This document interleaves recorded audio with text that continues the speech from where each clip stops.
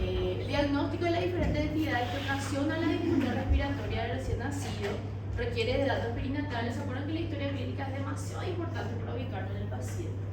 Cuando hablamos de enfermedades respiratorias que afectan el aparato respiratorio del recién nacido, también es importante y van a ir viendo por qué. La evaluación clínica constante del paciente, el control y la transmisión del paciente también es importante. A veces estudios complementarios como la radiografía también nos ayuda a ubicar en qué patología estamos pensando, para hacer un buen diagnóstico diferencial. Aunque en muchos casos se requiere la realización de pruebas en laboratorio. Cuando hablamos de recién nacido, van a ir viendo con el pasar del tiempo que hay ciertas patologías donde inclusive no hace falta ningún tipo de laboratorio porque es característico del paciente, o sea, el diagnóstico clínico. Cuando hablamos de recién nacido es muy lábil, muy delicado el paciente recién nacido con relación a las infecciones. Por eso casi siempre cualquier alteración del examen físico del recién nacido conlleva a realizar un hemograma, un PCR, porque puede estar enmascarando una sepsis, o sea, una infección perinatal, ¿verdad? Entonces es importante y se utiliza bastante para hacer los diagnósticos diferenciales, un laboratorio por lo menos para ver la parte infecciosa, que hemograma, PCR, etc. Y también la parte metabólica, porque cualquier disturbio metabólico, hidroelectrolítico, de la glicemia, etc., puede llevar a una dificultad respiratoria en el recién nacido. Y bueno, antes de entrar en esas dos patologías, tenemos que saber qué hacer cuando un paciente recién nacido presenta esa dificultad respiratoria. Estas dos enfermedades que vamos a estar hablando y la dificultad respiratoria del recién nacido es totalmente aparte de la reanimación neonatal que van a ir dando más adelante. La reanimación neonatal es cuando cumple ciertos criterios que yo tengo que actuar rápidamente. Este sería un paciente que empieza a tener una dificultad para respirar, así como su nombre lo dice, ¿verdad? Entonces, ¿qué hacemos con un recién nacido con dificultad respiratoria? Siempre verificamos primero la permeabilidad de las coanas, la permeabilidad de los orificios, ¿verdad? La permeabilidad aérea y la presencia de respiración espontánea. Un paciente que presenta apneas o tiene ausencia de la respiración, obviamente vamos a empezar con la reanimación neonatal. Entonces, presencia de respiración espontánea tiene que tener para que nosotros podamos hablar de dificultad respiratoria. Si no respira, no es una dificultad respiratoria, es una apnea, ¿sí? Iniciar la monitorización de dosimetría de pulso, que es la saturación de oxígeno, ¿verdad? La parte cardiorrespiratoria también es importante, la frecuencia cardíaca, la respiración, la frecuencia respiratoria, que va a ser diferente según la edad gestacional del recién nacido. Y la presión arterial también, ¿verdad? Oxígeno siempre para lograr una saturación de entre 89 y 94.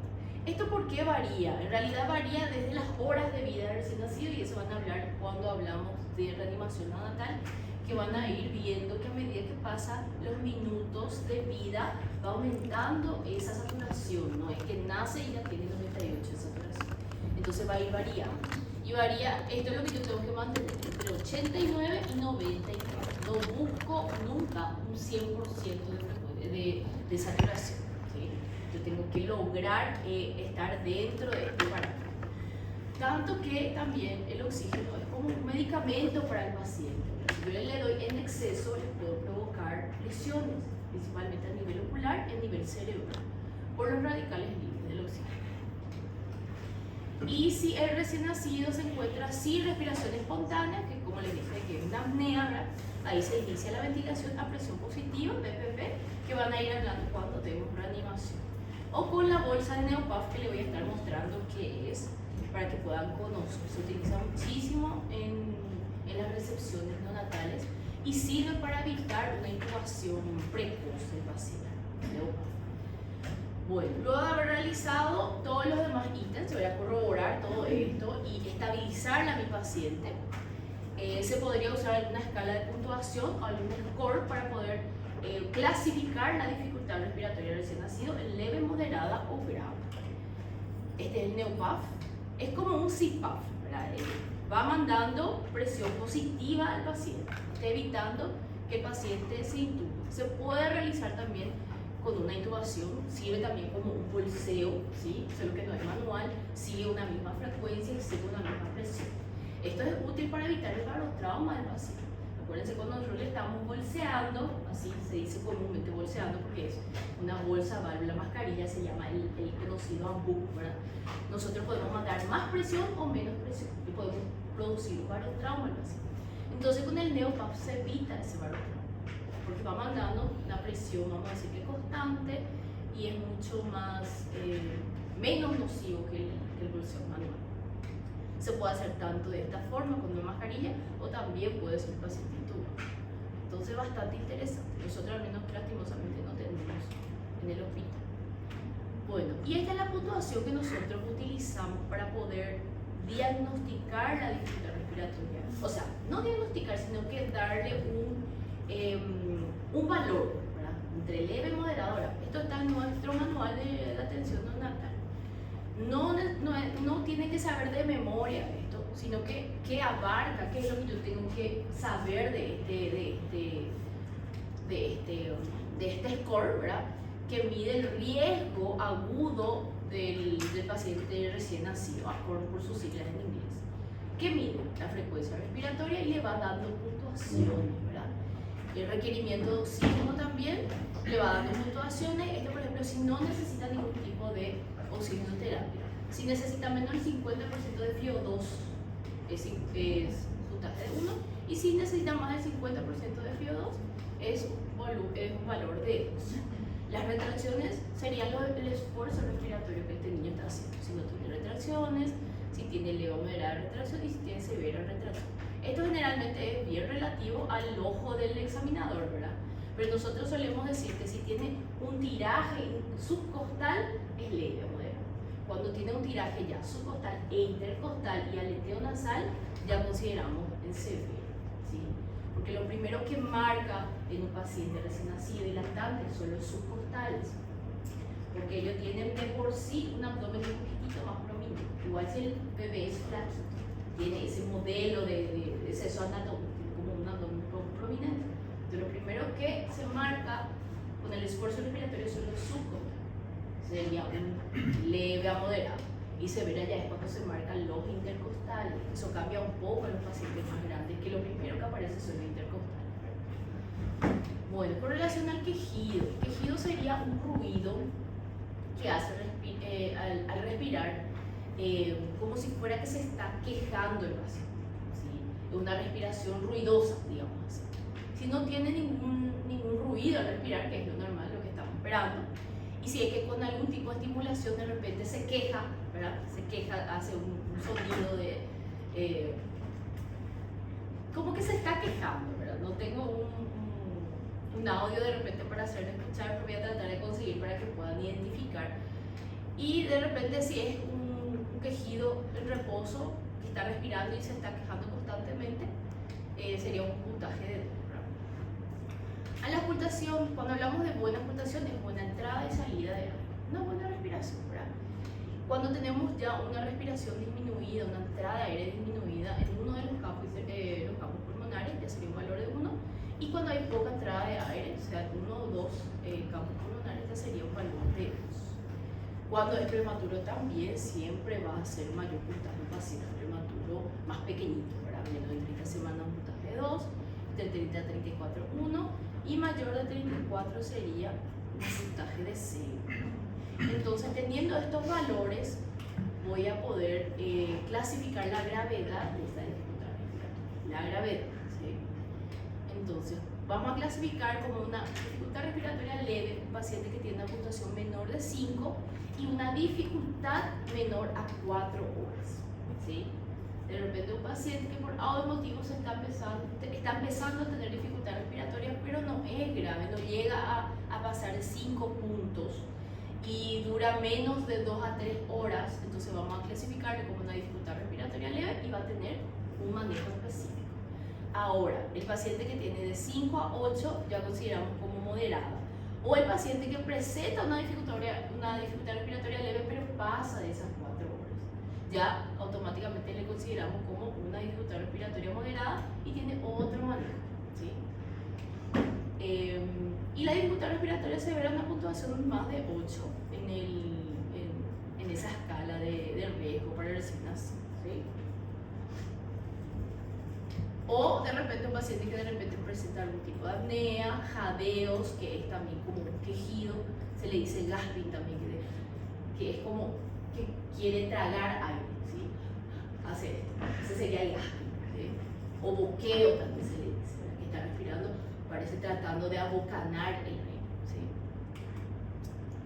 Bueno, y de acuerdo a la puntuación vamos a iniciar los cuidados básicos. Este es un paciente que no requiere ningún tipo de reanimación, ninguna ventilación, ningún tipo de estimulación. Es un paciente que le está costando adaptarse, mira, y costando adaptarse al medio nuevo donde nació y está teniendo esas dificultades para respirar, un esfuerzo que no le lleva a tener que recibir algún tipo de otro tratamiento. Entonces este niño queda donde se realizó las primeras 4 horas, si pasa estas 4 horas directamente pasa a una moderada, ¿verdad? Queda y generalmente puede que llegue a inclusive a superar esta dificultad respiratoria. Mientras tanto, en estas primeras 4 horas se va buscando las causas, ¿verdad? ¿Y qué tenemos que darle? Tenemos que darle algún soporte, dejarle cómodo al paciente para que justamente se vaya adaptando al medio nuevo donde él está y pueda ir superando esa dificultad respiratoria. Averiguar los datos de la historia clínica, buscar datos de infección, algún tipo de consumo de drogas maternas, algo que le pudo haber causado esa dificultad respiratoria al niño, ¿verdad? Investigar ecografías, ¿verdad? Algún tipo de malformación, etc. Evaluación clínica, un examen físico bien minucioso, ¿verdad? Incluye la coloración de la piel del niño, la frecuencia cardíaca, un examen físico cefalocaudal completo, ¿verdad? Monitorización continua con oximetría de pulso, con saturación, ¿verdad? Porque tiene que ir mejorando, tiene que ir estando dentro de estos niveles, ¿verdad? En caso de presentar desaturación, indicar oxigenoterapia siempre para mantener dentro de este rango, así como les dije. Si paso de 95, 96, 98% de oxígeno, puedo lesionarle la retina, puedo lesionarle también a nivel cerebral a este paciente. Entonces no se busca un 100% de saturación, ¿no? Y si no mejora el paciente, si va pasando de estas 4 horas, ¿verdad? Y no se va disminuyendo gradualmente el oxígeno hasta superar, entonces se pasa a una dificultad respiratoria moderada. Y si va mejorando, tiene que ir recibiendo de a poquito su alimentación oral o enteral, ¿verdad? Oral sería por succión y enteral sería por una sonda nasogástrica a pasar leche materna. Bueno, luego la dificultad respiratoria tanto moderada o grave, también la misma cosa, tratar de mantenerle un estado de reposo, de confort al paciente. Sería mantener siempre en este rango la saturación, monitoreo, ¿verdad? Un paciente constantemente monitorizado.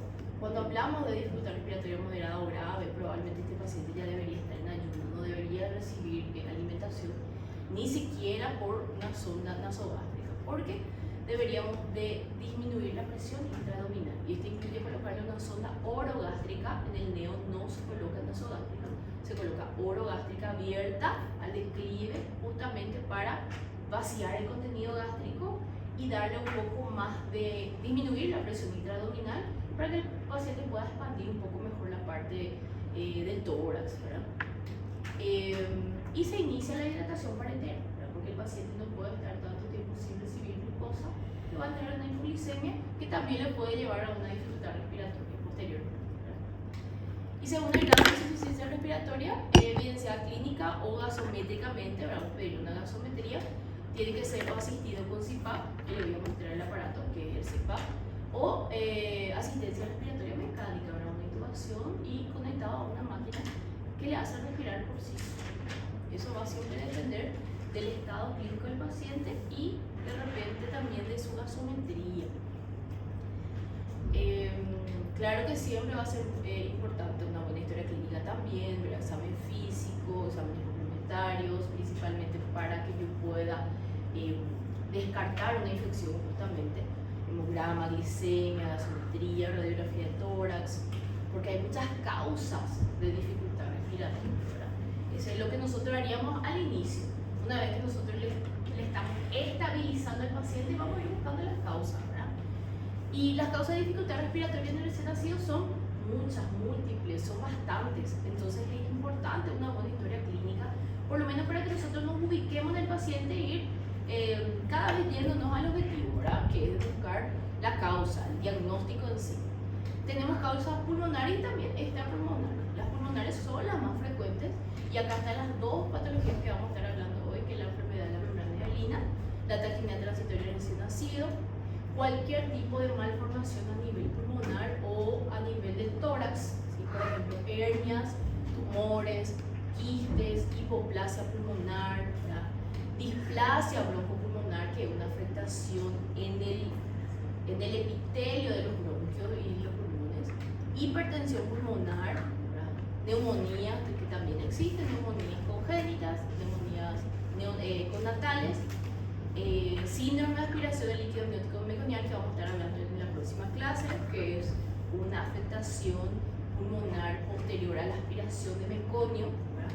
Neumotórax, hemorragia pulmonar, que puede verse en muchos casos en partos distóxicos, también en partos complicados, derrame pleural, quilotórax. Claro que esto de repente es muy infrecuente que suceda, ¿verdad? Pero siempre tenemos que ir pensando y ir descartando por lo más frecuente hasta lo más infrecuente, ¿verdad? Después también tenemos causas extrapulmonares, ¿verdad? Que sería malformación a nivel de las vías aéreas superiores principalmente. Por ejemplo, hay algunos niños que nacen con atresia de coana. ¿Qué significa atresia de coana? Que está cerrada la coana. Entonces tiene una dificultad respiratoria, porque el niño no puede estar respirando solamente por la boca. Le va a producir un cierto disconfort. Y ahí se puede manifestar con una dificultad respiratoria leve o moderada. Entonces va a tener un disconfort al respirar o va a tener algún tipo de ruido al respirar, algún quejido, etc. El síndrome de Pierre-Robin, que acá está la fotito del niño, es un síndrome que se caracteriza por una malformación en la mandíbula en realidad. A veces con micrognatia, a veces con retrognatia o cualquier tipo de anomalía en la vía aérea superior que afecta la mandíbula. También glosostosis, que es cuando la lengua va hacia atrás y tapa la vía aérea. Y siempre este tipo de malformación, cuando está relacionado con dificultad respiratoria, se habla de síndrome de Pierre-Robin, ¿sí? Si no está relacionado con ningún tipo de dificultad respiratoria, es simplemente una micrognatia, etc. Pero cuando está relacionado con dificultad respiratoria, es el síndrome de Pierre-Robin, que esta sí es la característica del paciente. Por ejemplo, parece una micrognatia. También la parálisis de cuerdas vocales, que puede estar presente en ciertos síndromes, en ciertas patologías. La laringomalacia también, que es más frecuente en neonatos prematuros, que es una afectación en la laringe, más bien en la epiglotis, las cuerdas vocales. Es una condición donde la epiglotis es más acartonada, vamos a decir que tiene un epitelio más, igual si es mucosa, es más seca, y las cuerdas vocales son muy móviles, entonces el paciente al respirar hace un ruido, ¿sí? Esto se va manifestando recién a la segunda semana del nacimiento y puede durar hasta un año. O sea que esto es importante diagnosticar porque puede ser otro tipo de malformación. Si identificamos la laringomalacia, entonces le explicamos a los padres que eso es normal, que ese ruido que está realizando es normal, que va a ir superando, ¿ya? Que no está relacionado con ningún tipo de otra malformación, ni cardiopatía, nada, ¿sí? No es patognomónico de ningún síndrome. Se puede manifestar un paciente totalmente sano como en cualquier otro paciente con alguna patología. Estenosis laringeo-traqueal congénita, una malformación, ¿verdad? O una fístula traqueoesofágica.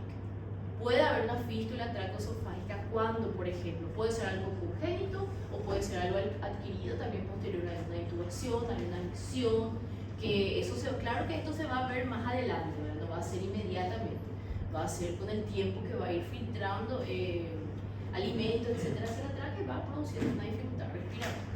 En realidad hay muchas más causas que podemos analizar, pero eso serían un poco más las causas un poco más frecuentes. También tenemos algunas causas de índole no respiratoria, por ejemplo metabólicas, como les estoy diciendo, la hipoglicemia, cualquier disturbio hidroelectrolítico le puede producir una dificultad respiratoria, una respiración acidótica, por ejemplo, una acidosis metabólica, hipocalcemia también, infecciones también, no solo neumonías, meningitis, sepsis, ¿verdad? Neurológicas también, tanto centrales como periféricas también. Hemorragia intraventricular significa HIV. apneas, parálisis diafragmática, asfixia, depresión por drogas. También algo muy frecuente de dificultad respiratoria son las cardiopatías que tienen una alteración hemodinámica, ducto arterioso persistente, insuficiencia cardíaca, algún tipo de arritmias. Otras causas, algunas producidas por nosotros inclusive durante el recibimiento, como hipotermia, hipertermia, un reflujo gastroesofágico, esto también se da más posterior, ¿verdad? Cuando el niño empieza a alimentarse, etc. Algún tipo de deshidratación, distensión abdominal, donde produce un aumento de la presión abdominal y una disminución del diámetro del pulmón, ¿verdad? O alguna malformación abdominal también, o cualquier tipo de shock o una afectación sistémica al paciente. O sea, las causas son múltiples. Es bastante nuestra lista para empezar a hacer un diagnóstico diferencial. Por eso es sumamente importante saber la frecuencia con que esto se va produciendo y también las otras características, ¿verdad? Por ejemplo, tenemos la primera patología que vamos a hablar, que es la taquimia transitoria recién nacido, que justamente así como su nombre lo dice, algo transitorio. Es una de las causas más frecuentes de dificultad respiratoria en el recién nacido, tanto en pacientes prematuros como pacientes de término, tanto en uno como otro, ¿sí? Es benigna, así como, y es transitoria, ¿verdad? Frecuentemente hay antecedentes de parto por cesárea, diabetes materna, sedación materna, algún tipo de asfixia o aspiración de líquido amniótico claro. Se debe principalmente, o sea, su fisiopatología se resume en cuando nace el paciente, que nosotros tenemos a nivel de los alveolos. ¿Qué hay? Cuando nace, cuando está dentro del útero de la mamá, hay líquido amniótico, ¿verdad? En su pulmón. Cuando nace el paciente con el primer llanto que se produce, eso se va reabsorbiendo en cuestión de segundos, de minutos, eso va secándose, ¿sí? Se va absorbiendo. Y cuando hay una disminución de ese clearance, de esa filtración, es donde se produce la taquimia transitoria recién nacido. Y esto ocurre generalmente cuando no hay un estrés previo al nacimiento, donde no hay una preparación para el nacimiento. Por eso la cesárea suele ser la principal causa de esta taquimia transitoria recién nacida. Es casi tan frecuente, porque también es muy frecuente la parto por cesárea, entonces es muy frecuente ver a un niño con taquimia transitoria porque nace por cesárea, ¿verdad? No hay ninguna preparación, el niño no se prepara, él está ahí nadando con su líquido amniótico meconial, con su líquido amniótico en su pulmón, de repente es traído al mundo, ¿verdad? Su cuerpo no se preparó, no sufrió ningún estrés, no hubo ruptura de bolsa previa, no hubo ninguna preparación. Entonces el niño tarda un poco más para hacer este clearance y ahí tiene esta taquimia transitoria, ¿sí? También se le dice síndrome adaptativo, porque el paciente está tardando para adaptarse a su nuevo mundo, ¿verdad? Con oxígeno. O síndrome del pulmón húmedo, porque está húmedo por líquido amniótico, ¿verdad?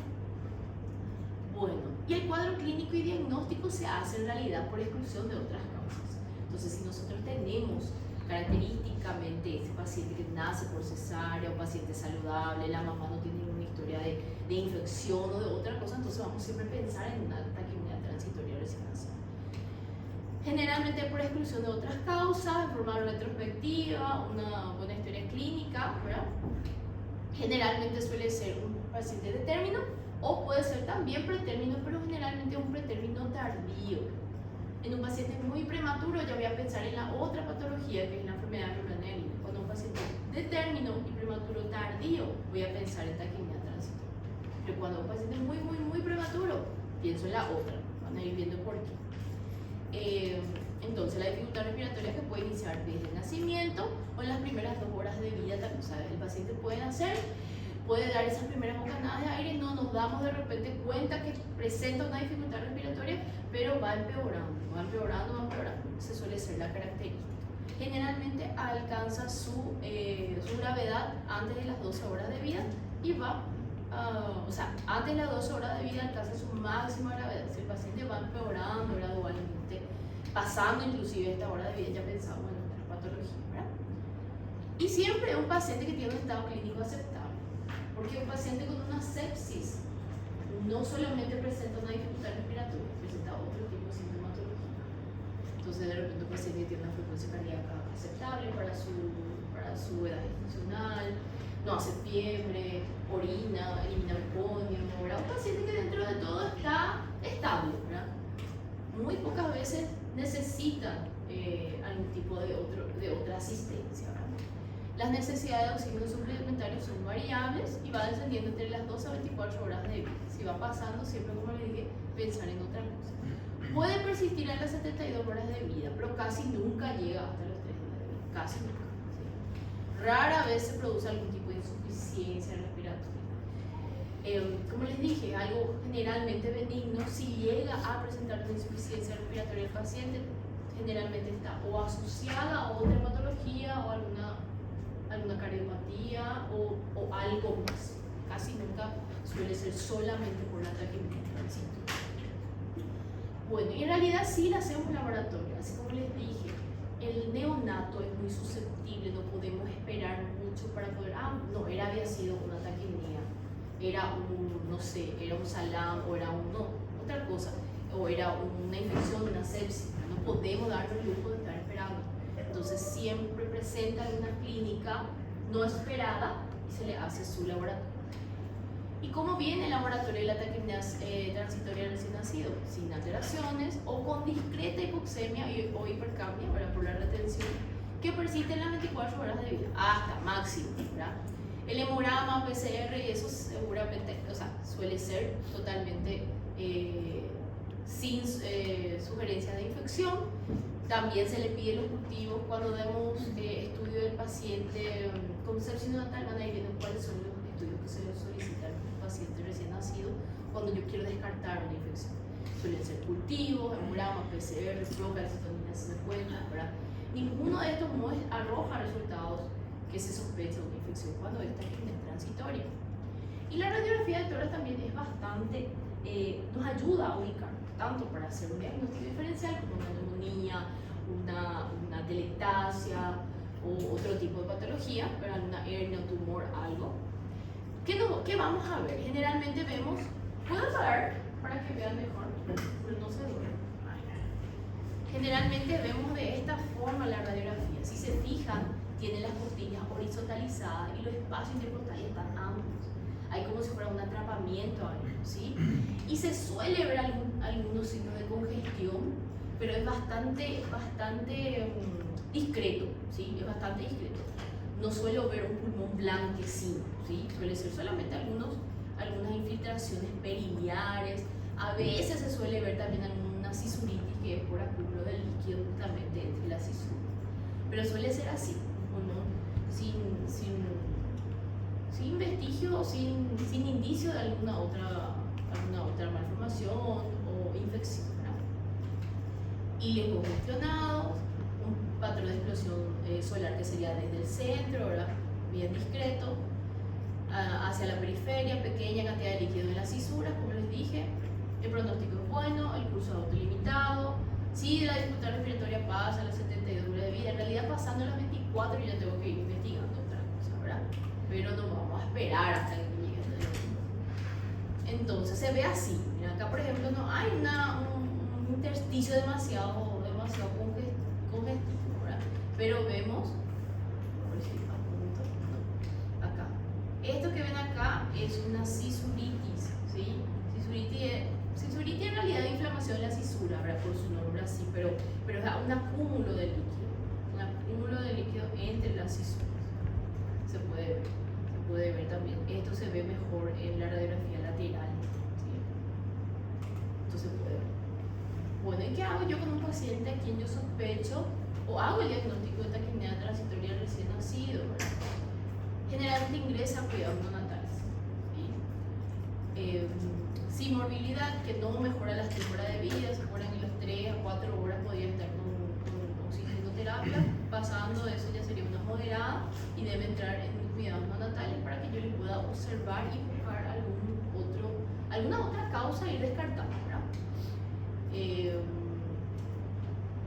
Bueno, deberá entrar en cuidados intensivos neonatales o cuidados mínimos o cuidados intermedios todo paciente que presente dificultad respiratoria más de la primera hora de vida más alguna comorbilidad. Por ejemplo, que no voy a esperar 3 a 4 horas de vida si es que mi paciente, aparte de la dificultad respiratoria, es un recién nacido bajo peso o un grande parada gestacional, o si el paciente tiene asfixia perinatal, que también vamos a hablar en la otra clase, algún tipo de, o sea, hijo de madre diabética, que va de la mano con grande parada gestacional, prematuro, etc.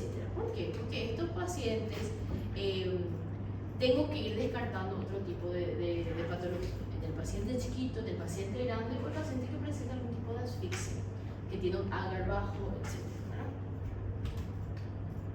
Se hacen las medidas generales, servocuna o incubadora, dependiendo de la gestación del paciente. La servocuna es una cunita con calefacción, ¿verdad? Oxígeno por halo cefálico o cánula nasal, siempre para mantener esa saturación entre 89 y 94. Hidratación parenteral, que eso va a depender de nuestra escala de Accord, pero así que es necesario no colocarle una hidratación o dejarle de repente con zona nasogástrica abierta, ¿verdad? Se podría utilizar una zona orogástrica también y alimentarle de forma enteral, ¿verdad? Siempre y cuando la frecuencia respiratoria de este niño esté aceptable, es menor a 70 respiraciones por minuto. Monitorización de signos vitales, una buena temperatura, saturación, glicemia, algo importante, principalmente si va a estar con una zona orogástrica abierta y con hidratación parenteral. Registro de ingreso y egreso sería el balance hidrosalino, cuánto entra, cuánto sale, tanto vía oral o endovenoso también es importante. Egreso sería catarsis, diuresis, eso para ir controlando la parte de sus hábitos fisiológicos, ¿verdad? Que nos va a dar un balance hidroelectrolítico cada 6 meses. Bueno, y si el paciente, una vez que el paciente se encuentre sin dificultad respiratoria, o sea, una frecuencia respiratoria menor a 60 respiraciones por minuto, que no necesita oxígeno suplementario, se podría iniciar su alimentación a succión por pecho materno y supresión graduada de la hidratación parenteral siempre y cuando tenemos una buena glicemia. Eso sería el manejo de una taquipnea transitoria recién nacido. Ven como que no necesita otra intervención, ¿verdad? Si necesitara o si llegara a una insuficiencia respiratoria, se aleja del diagnóstico de taquipnea transitoria, porque no es algo transitorio, ¿verdad? Porque está persistiendo. Entonces es más bien por exclusión, es algo benigno, se produce en los pacientes de término, nacidos por cesárea, también puede ser en los nacidos, no es algo absoluto, pero es más frecuente en los nacidos por cesárea, de término o pretérmino tardío, ¿sí? No hay ninguna medicación para esta condición, inclusive no se podría llamar de patología, sino como una condición adaptativa del paciente que tarda un poquitito más para adaptarse a su medio urbano. Al contrario de la membrana de la enfermedad de la membrana hialina, que es una patología que afecta a los prematuros. Cuanto más prematuro es más riesgo de tener esta enfermedad de la membrana hialina. Está inversamente ligada de forma inversamente proporcional. Y acá inclusive está su fisiopatología. Ahora, la enfermedad de la membrana hialina ocurre cuando, ¿qué es acá? Surfactante. Cuando el surfactante alveolar no existe o simplemente está disminuido, ¿sí? Entonces, al no haber ¿qué hacía el surfactante alveolar? ¿Para qué era? Para no colapsar los alveolos, ¿verdad? Exactamente. Si yo no tengo surfactante, esos alveolos van a ir colapsando hasta que colapsa todo un lóbulo inclusive, ¿sí? Y ahí comienza su dificultad respiratoria este paciente.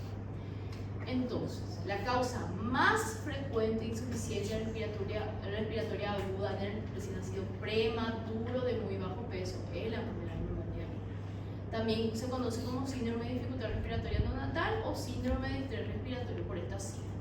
Pueden ir leyendo y van a ir viendo que le da estos dos nombres también. Bueno, hay también así, al igual que la taquipnea transitoria, hay algunos factores que disminuyen la incidencia de esta enfermedad y hay algunos que favorecen. Por ejemplo, algo que va a disminuir la incidencia del síndrome de estrés respiratorio o enfermedad de membrana hialina es la administración prenatal de corticoides, o sea, la maduración pulmonar que se realiza en la madre, ¿sí? Esto justamente es para estimular la producción de surfactante alveolar intraútero ya de este paciente. La rotura prolongada de membranas, esto también favorece a la producción de surfactante, ¿sí? Es como si fuera un estímulo externo que le hace prepararse al paciente para poder nacer. y ayuda. Claro que no le vamos a producir una rotura prematura de membrana para que el paciente produzca surfactante, ¿verdad? Obviamente porque esto tiene también sus riesgos, pero sí es algo que disminuye la incidencia. Hipertensión materna, la misma cosa. Una hipertensión materna sostenida hace con que este niño empiece a producir su surfactante alveolar, ¿sí? Y restricción de crecimiento uterino. El RCI1, restricción de crecimiento uterino, está ligado a la hipertensión materna. Al haber una hipertensión materna, la placenta en sí no se irriga lo suficiente y no recibe un aporte de sangre suficiente y el paciente no se desarrolla su totalidad. Se desarrolla así con su órgano, etc., pero no crece, ¿sí? El paciente queda pequeñito. Entonces esto va de la mano, tanto uno como otro. Y la restricción del crecimiento intrauterino también ayuda a que este paciente, por ese estrés que está pasando, digamos, aumente la producción de ese surfactante alveolar, ¿sí? Pero claro, como les dije, no es que vamos a hacer con que esta madre tenga una hipertensión arterial, porque esto corre también riesgo. El paciente RCI también tiene sus consecuencias, ¿verdad? Nace chiquitito y nace con un montón de disturbios, ¿verdad? Pero con relación al surfactante sí disminuye la incidencia. Y hay algunos factores que aumentan la incidencia de la enfermedad membrana. La asfixia perinatal, que es cuando va naciendo el paciente, menor edad gestacional, cuanto más pequeño, más riesgo de tener esta enfermedad membrana. El sexo masculino, por ende, es uno de los factores principales de sepsis, enfermedad membrana, de algunas malformaciones también. El segundo gemelar generalmente puede tener una disminución de la producción de este surfactante alveolar. Hijo de madre diabética, ahí viene lo contrario del otro cuadro. Todos los recién nacidos grandes para edad gestacional, hijo de madre diabética, suelen tener esta enfermedad membrana. Recién nacido por cesárea, sin trabajo de parto, sin ningún estrés previo, también aumenta la incidencia de síndrome de estrés respiratorio. Esto es lo mismo que la taquicardia transitoria. Bueno, y la incidencia es inversamente proporcional al tamaño. Cuanto más pequeñito, más riesgo y más probable que este paciente sí desarrolle una enfermedad membrana, ¿sí? De 60 a 80% de los menores de 28 semanas, de 15 a 30 de lo que tiene de 32 a 36 semanas, 5% de los pacientes mayores de 36 semanas, lo de término, ¿verdad? Es muy raro. La incidencia máxima entonces radica en quién, recién nacidos pretérmino, varones y generalmente blancos. Esto se hace por epidemiología, para tener una noción. Bueno, y la etiología, en realidad la fisiopatología es un déficit en el surfactante, un déficit en el agente tensoactivo, tanto en la disminución de la producción y la secreción, ¿verdad? La capacidad residual funcional por ende disminuye y hay tendencia a telectasias, alta tensiones superficiales y ausencia de ese agente tensoactivo. Vamos a ver un poquitito. O sea, en realidad hace como un feedback. Al haber una disminución del surfactante alveolar, eso va a colapsar. Al colapsar no hay riego sanguíneo ahí, no hay circulación y eso va a evitar la producción. O sea, colapsó, yo tengo que ayudar de alguna forma a que eso vuelva a abrirse para que vuelva a haber una circulación ahí y vuelva a producir. ¿Quién era que producía? ¿Qué células era que producían el surfactante alveolar? Había dos células ahí. Sí, el neumocito tipo 1 y el neumocito tipo 2. Tipo 2 es el que produce, ¿sí? el surfactante alveolar. Entonces, ausencia surfactante produce el colapso alveolar que provoca una telectasia pulmonar progresiva, va empeorando, al contrario de la transitoria que tiene que ir mejorando. La enfermedad de la membrana va empeorando porque va colapsando. El volumen pulmonar se reduce, ¿verdad? Y la ventilación también se reduce. Disminución de la capacidad residual funcional, con alteración de la relación ventilación-perfusión del pulmón, con grandes áreas del pulmón no ventiladas, hipoxemia grave por el pulmón atelectásico, reducción también del flujo sanguíneo pulmonar efectivo por vasoconstricción, porque hay una compresión ahí, una hipoxia con grandes áreas del pulmón sin circulación. El paciente va a morir si no actúa, va a ir muriendo. Hay nuevamente predisposición familiar, altipacidosis, prematuridad, cesárea, asfixia, intraparto, disminución del agente tensoactivo, atelectasia progresiva, hipoventilación, Esto hace un aumento de presión de CO2, disminución de oxígeno, disminución de pH, shock hipotensivo, vasoconstricción pulmonar que produce una hipoperfusión alveolar, que produce una alteración del metabolismo celular a ese nivel y disminuye también la producción a través de la agente tensioactiva. Y va empeorando. ¿Y cómo hago el diagnóstico de este paciente? Primero tengo que tener un paciente prematuro. Primero, la evolución clínica del paciente. La radiografía de tórax es sumamente importante para que yo pueda estadificar, porque la enfermedad de la membrana hialina tiene estadios y según los estadios el paciente corre más riesgo de óbito. Entonces la evolución clínica, una radiografía de tórax, gases en sangre también, porque voy a ver un aumento, una retención de CO2, una disminución de oxígeno, generalmente hay un equilibrio ácido básico, un desequilibrio de ácido básico, hipoxemia, hipercapnia, acidosis metabólica. ¿Y cómo se ve el paciente que tiene una enfermedad de membrana hialina? Una taquimia progresiva. Puede que él nazca bien, inclusive buen agar, y empieza a tener dificultad respiratoria progresiva. Taquimia, quejido intenso, ese quejido que estuvimos hablando hace rato, retracciones intercostales y costales, aleteo nasal, una cianosis también progresiva, refractaria a administración de oxígeno, o sea, no mejora con la administración de oxígeno. ¿Cómo se presenta?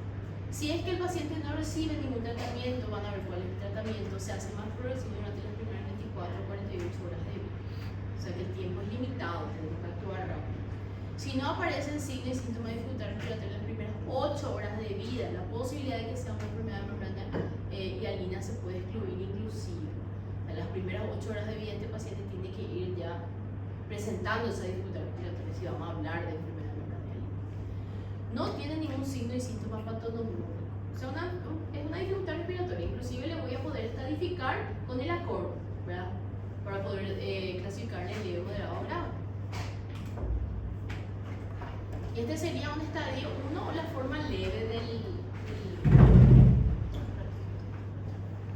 la enfermedad de la membrana hialina. ¿Cómo se ve? Se puede dar cuenta, la imagen del retículo granular es finita, ¿sí? Todavía no se ve un aspecto algodonoso, es bien difuso, pero ya se ve diferente a la taquimia transitoria de recién nacido donde era periliar. No es periliar, si se fijan es como puntitos, ¿sí? Puntitos. Se puede ver o no algún broncograma aéreo. Acá por ejemplo yo veo acá broncogramita, acá otro, acá también, no sé si pueden identificar, acá un chiquitito, cosa que no vemos en la taquimia transitoria de recién nacido. Y este tipo de broncograma, o sea, este infiltrado generalmente no sobrepasa la imagen cardioquímica, o sea, no hay una lesión más para allá de lo que es la silueta cardíaca y del timo, o sea, se puede identificar bien el corazón y el timo del pulmón, ¿sí? Hay aire todavía, ¿verdad?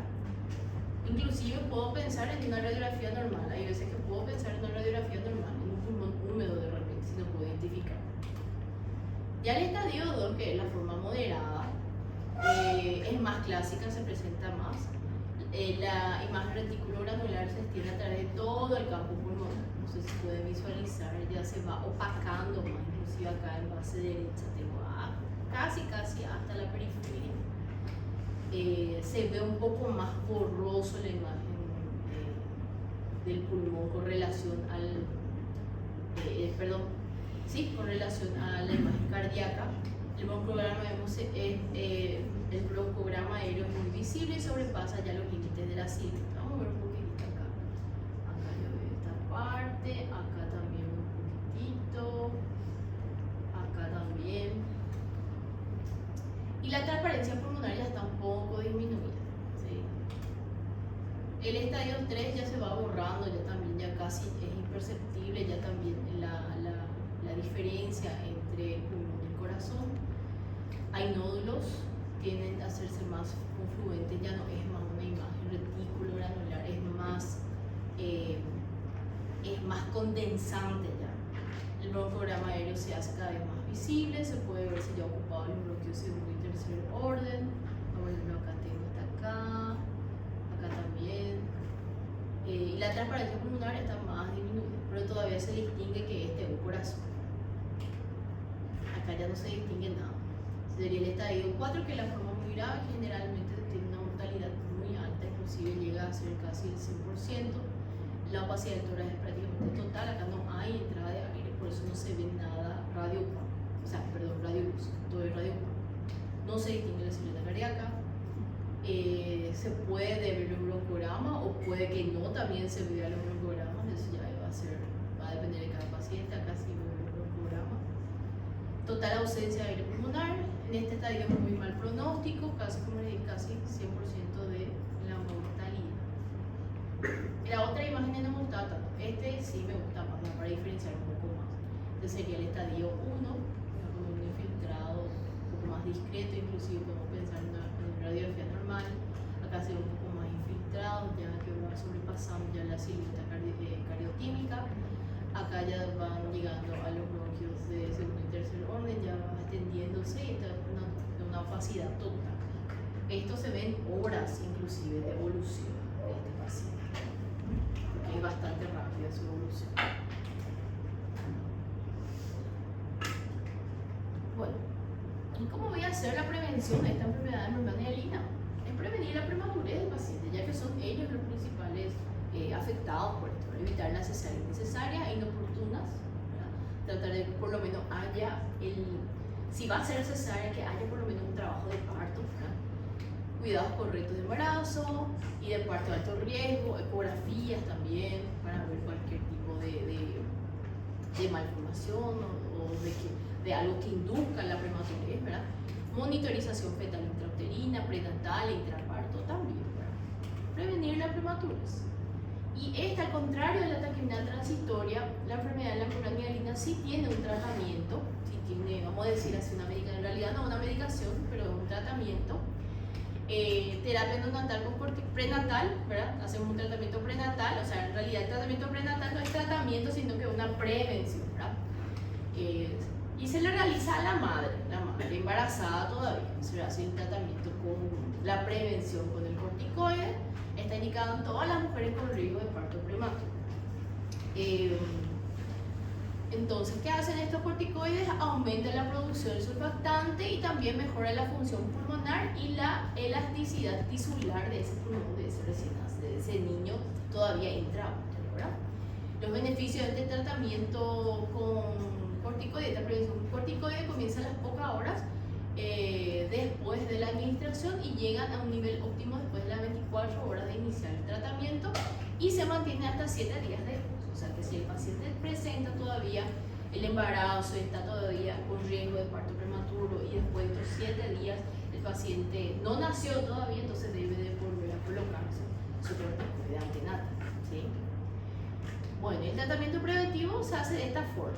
Se puede hacer 2 dosis de 12 gramos de betametasona intramuscular cada 24 horas o 4 dosis 6 miligramos de desametasona también intramuscular cada 2 horas, un total de 24. Tanto la beta como la dexa es un total de 24 miligramos, ¿verdad? El que más se utiliza es la betametasona porque se administra solamente en 2 dosis y es intramuscular, ¿sí? Y después tenemos el tratamiento postnatal, que ya sería un tratamiento en realidad, ¿verdad?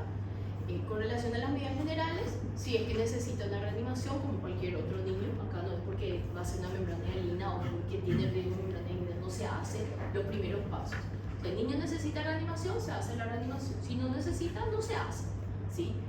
Si él requiere BPP, que es la ventilación a presión positiva, hacerlo siempre de forma gentil, tanto él como a todos los pacientes. Frecuencia respiratoria, mantenerte 30 a 40 por minuto y la FiO2 siempre empezando 21%. La FiO2 al 21%, inclusive nosotros podemos obtenerla sin un mezclador. ¿Cómo? Porque es el porcentaje de FiO2 del aire. O sea, podemos iniciarle una ventilación a presión positiva con un porcentaje de FiO2 de 21%, inclusive que no esté conectada al oxígeno si es que yo no tengo un mezclador. Si tengo un mezclador, es lo ideal que esté conectado. Y puede ser 30% también, esto va a depender de la edad gestacional. Cuanto más prematuro, se inicia al 30%. Si un paciente de término, al 21%. Van a ir hablando también de eso en la reanimación para que puedan entender bastante. Oxímetro de pulso mano derecha, siempre la mano derecha es la preductal, ¿sí? Preductal antes del corazón. Siempre la posición preductal es la mano derecha y es ahí donde yo voy a ver realmente la saturación real de mi paciente, ¿sí? Ambiente térmico adecuado para que no se produzca una hipotermia, mantener un equilibrio hidroelectrolítico, balance, etcétera, que ya estuvimos hablando también de taquipnea, evitar la hipo y la hiperglucemia, cambio de grupo de volemia también, por ejemplo, hidratación parenteral, hay que cuidar bastante eso, la presión también por riesgo de hemorragia intraventricular, no es necesario administrar sedación para relajación muscular de rutina, no se hace, y control de infección. Inclusive para la intubación en la reanimación no se hace relajación, el paciente se le intuba sin sedación, porque no necesita. ¿Sí? Bueno, y el tratamiento en sí es administrar un surfactante exógeno. Se le va a intubar al paciente y se le va a administrar un surfactante de forma exógena para que esto vaya colapsando, para que los alveolos vayan descolapsándose. Bueno, existen dos tipos de surfactantes, los naturales de origen natural, ¿verdad? Y los producidos sintéticamente. Vamos a ver cómo se administra. La administración de surfactante produce un aumento de la capacidad residual funcional y la de distensibilidad pulmonar, lo que se traduce en una disminución de la necesidad de ventilación mecánica y una mayor supervivencia del niño. O sea que lo ideal es que reciba su surfactante y después se le vaya ventilando para que esto vaya distribuyéndose para que pueda descolapsarse los alveolos. En los primeros 30 minutos de vida en sala de parto se recomienda si es que el niño presenta esta dificultad respiratoria. El paciente recién nacido con menor de 28 semanas y con un peso menor a 1000 gramos, sin maduración pulmonar previa que requiere de intubación, en los primeros minutos de vida siempre se va a hacer, porque acá ya tengo una indicación. Por ejemplo, en los pacientes recién nacidos de 28 semanas o menores de 28, es casi seguro, dijimos que más del 60 a 80% de ellos presentan una dificultad respiratoria y presentan la enfermedad de membrana hialina. O sea, casi seguro que ellos van a tener su enfermedad de membrana hialina. Entonces, en ellos se indican los primeros minutos de vida ya, la intubación y la administración de surfactante alveolar antes que llegue al colapso total, ¿verdad? Porque ellos van a ser lo que van a presentar con más frecuencia. El beneficio de la administración de surfactantes se acompaña en general de pocas complicaciones. Existen complicaciones, pero generalmente no las presenta. Menos del 3% de lo que puede haber una hemorragia pulmonar si es que no se prepara bien el surfactante que tiene algunas condiciones que le voy a mostrar. Otras alteraciones pueden ser hipotensión, bradicardia y hipoxia. ¿Se acuerdan? Al administrar algún tipo de sonda o intubación, el paciente puede hacer un reflejo vagal, puede haber también una activación del nervio vago y puede haber una bradicardia reflejada. Así que esto es normal, cualquier riesgo cuando se administra algún tipo de sonda o alguna intubación, ¿verdad? Pero sabemos que va a ser a causa de eso. Bueno, el surfactante que nosotros tenemos acá, que utilizamos en el Paraguay, es el Survanta, tiene un nombre comercial. Y la dosis que utilizamos, porque cada surfactante otra vez tiene su dosis. Existe muchísimo, ¿verdad? Pero el que más utilizamos, entonces es lo que solamente uno, para que sepa. El Survanta se utiliza 4 ml peso por cada dosis intratraqueal. Se va a intubar al paciente y se le va a administrar de forma intratraqueal, dividido en 2 a 4 alicuotas. O sea, el valor total se va a ir dividiendo otra vez en pequeñas alicuotas, y vamos a ir dividiendo ese contenido. En caso de contar con otros surfactantes, siempre hay que verificar la dosis previamente. Bueno, y como hay unas recomendaciones que yo tengo que seguir, siempre verificar bien la posición del tubo endotraqueal, que no esté simplemente hacia un lado del bronquio, tiene que estar bien un poco más arriba de la carina, aproximadamente a nivel dorsal 2 por encima de la carina. Esto se comprueba con una radiografía. Y también con la ventilación, porque tiene que haber ventilación en los dos pulmones, no puede estar selectivo. Generalmente lo que puede ocurrir que vaya hacia el bronco derecho, ¿verdad? Por la anatomía del paciente. Tiene que estar en buena posición. Antes de administrarle este surfactante, también tengo que dejar reposar el frasco a temperatura ambiente de 20 minutos o enlidiar con la mano también durante 8 minutos. ¿Por qué habla de esto? Porque este surfactante alveolar se guarda en la heladera, se refrigera, ¿sí? Entonces tiene que estar a temperatura ambiente, que prácticamente es durante 20 minutos a temperatura ambiente, o en la mano también se suele calentar durante 8 minutos. No filtrar ni agitar y evitar la formación de espumas cuando vamos absorbiendo ese surfactante, porque no puede haber ningún tipo de burbujas dentro del, porque disminuye su efectividad, ¿verdad? No se realiza ninguna aspiración posterior a la administración, no se retira ese surfactante después de al menos 3 horas para evitar extraer los restos surfactantes. O sea, se la administra y se empieza a ventilar y ese surfactante tiene que ir dispersándose. O sea, que al principio parece que el paciente se va a ahogar, pero en realidad se va absorbiendo ese surfactante. Luego, no tengo que aspirar, tengo que ventilar, el secreto es ventilar. Bueno, entonces se le intuba al paciente, ¿verdad? Se le intuba al paciente, luego se realiza nuevamente una administración de una sonda a través de ese tubo y se va administrando al paciente en pequeñas alicuotas. Se hace el cálculo con el peso del paciente y se va dividiendo otra vez, puede ser en 2 o 4, en 3 o 4 alicuotas. Generalmente utilizamos en 3. El primero se le hace en posición de cúbito lateral derecho para que vaya al cúbito derecho. Entonces se le hace el decúbito lateral izquierdo y el decúbito supino, siempre intubado al paciente, solo que se le va rotando. Supino, lateral izquierdo, lateral derecho. Y luego se le va realizando la ventilación a presión positiva. Puede ser con un neopaf, como vimos al inicio, o puede ser con el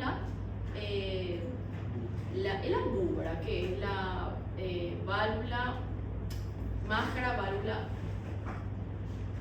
mascarilla, bolsa, válvula, mascarilla. Así se llama el AMBU, bolsa, válvula, mascarilla. Se llama.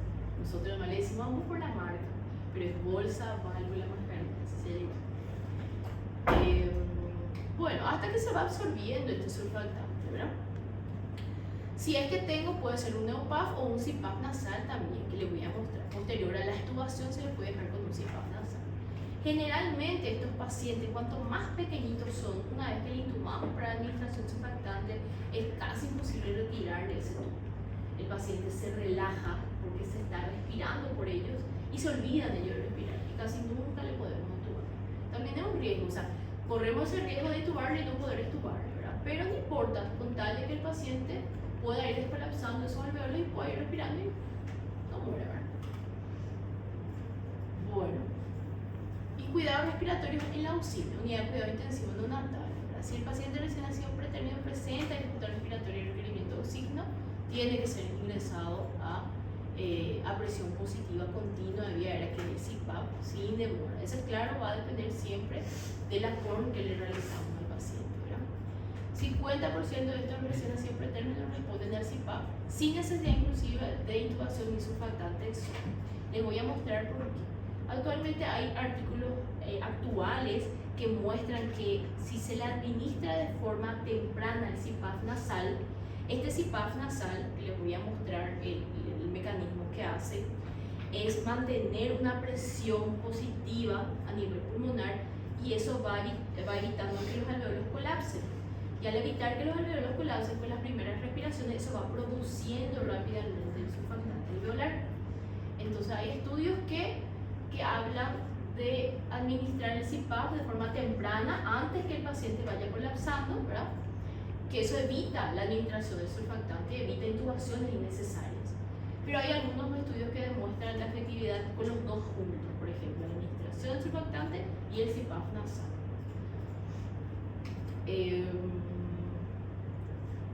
Claro que el CPAP nasal también, el fracaso del CPAP también es más frecuente si no se administró corticoides antenatales, o sea que tenemos que empezar desde el embarazo, administrando los corticoides antenatales, evitando la prematuridad, etc. Este es el CPAP nasal. No es una ventilación no invasiva, no es necesario intubarle al niño. Solo que tiene una característica, el niño tiene que respirar por sí solo. Si el niño no respira por sí solo, tengo que conectarle a un respirador mecánico, ¿verdad?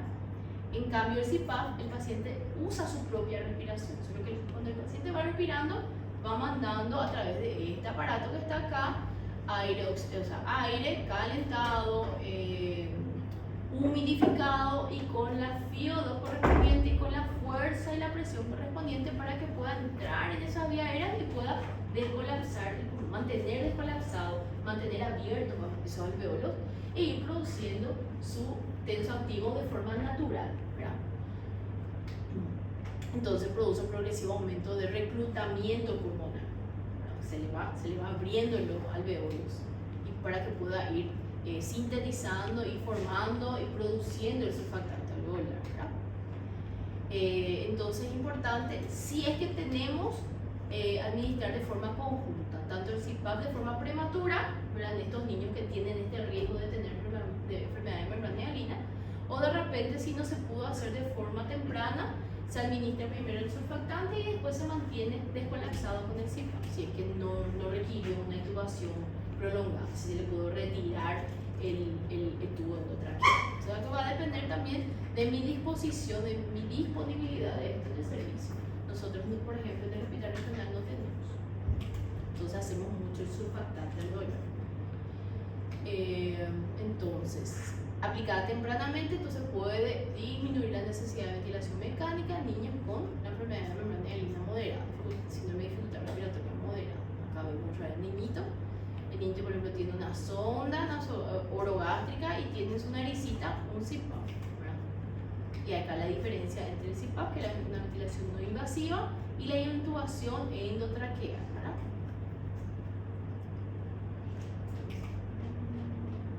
Bueno, en caso de que no se cuente con este CPAP o el paciente por algún motivo no respira o hace apneas, o es un niño que requirió una intubación o no se le pudo intubar posterior a la administración de surfactante, entonces tenemos que requerir a la intubación endotraqueal y la ventilación mecánica. Siempre es importante tratar de conectarle rápidamente o a un EUPAF o a una máquina o a un ventilador mecánico para que no produzcamos nosotros la lesión a nivel pulmonar, el barotrauma, porque imagínense ventilar este pequeño tórax. Mira, con relación a la mano acá del médico. La utilización de la ventilación mecánica debe superditarse a evitar el barotrauma, utilizando inicialmente parámetros siempre poco agresivos, bien bajitos, parámetros bajos. Y administrar surfactante alveolar precozmente, porque solamente ventilarle al paciente sin descolapsar previamente, ¿verdad? Puede provocar una peor lesión. Y siempre debe plantearse la retirada temprana, hay que tratar de pasarle, si es que llegó a una intubación, tratar de pasarle si cuando el paciente tiene ya una respiración espontánea. Por eso recién nacido no se le ceda, no es necesario. Al intubar al paciente, al ventilar, ellos enseguida se relajan, ¿sí? Ellos se relajan, ellos dejan que uno respire por él, ¿verdad? Entonces se relaja, no es necesario relajar al paciente, justamente porque tenemos que observar esa vitalidad de ese niño. Tenemos que observar cuando ellos empiezan a presentar esas respiraciones espontáneas. Bueno, y las complicaciones, como les dije, las complicaciones de la administración del surfactante alveolar, tanto como esta enfermedad de membrana hialina, ruptura alveolar, infecciones, hemorragia intracraneal y leucomalacia periventricular, esto a causa de las presiones de oxígeno, hemorragias pulmonares, enterocolitis necrotizante y por perforación gastrointestinal también, y apnea de la prematuridad. Tenemos también algunas complicaciones crónicas. Siempre la displasia broncopulmonar va a estar con una complicación o una comorbilidad que se le regala, digamos así, al paciente prematuro que requirió algún tipo de ventilación. ¿Qué hace esta displasia broncopulmonar? Hace la administración de oxígeno a grandes presiones produce una lesión del epitelio broncopulmonar, haciendo que este niño más adelante sea un pulmonar crónico, ¿sí? Y esté mucho más susceptible a tener infecciones, neumonías complicadas, etc. Entonces es importante saber el antecedente neonatal, si es que hubo algún antecedente neonatal en estos tipos de pacientes, ¿verdad? Hay que explicar bien las posibles complicaciones. Retinopatía de la prematuridad, esto se debe también a las altas concentraciones de oxígeno que les comentamos que tiene afectación tanto ocular como neurológica, y la psicopatología familiar, ¿verdad? Que eso también es bastante importante. hipotensivo, un prematuro, etc., se le debe de brindar una contención familiar. ¿Y el pronóstico? Bueno, el pronóstico fue mejorando con la introducción del CPAP nasal, ¿sí? La aplicación del CPAP nasal desde el momento del nacimiento resulta tan eficaz como la administración precoz también profiláctica del surfactante alveolar, y es una estrategia de elección para el tratamiento antes del surfactante, pero se radica en los lugares donde existe este aparato, ¿verdad? Donde hay y donde se puede hacer de forma precoz también, ¿verdad? Los corticoides antenatales siguen siendo muy utilizados porque previenen mucho el riesgo o las complicaciones o la gravedad en realidad. O sea, que puede presentar el paciente, pero no llega a ser tan grave, ¿verdad? Mejoría de los métodos de ventilación también, disminuye la mortalidad hasta un 10% de la enfermedad neuroniana. 85 y 90% de los pacientes que reciben una ventilación mecánica llegan a ser normales, en el sentido de que no tienen ningún tipo de consecuencia. Sí se realiza de forma prematura y con conciencia, ¿verdad? Que no se le puede administrar de forma en grandes cantidades. Los pacientes mayores a 1500 gramos al nacer presentan mejores resultados que los pacientes menores a 1500. 80% de los pacientes menores a 1500 no tienen, menos del 80% presentan secuelas neurológicas.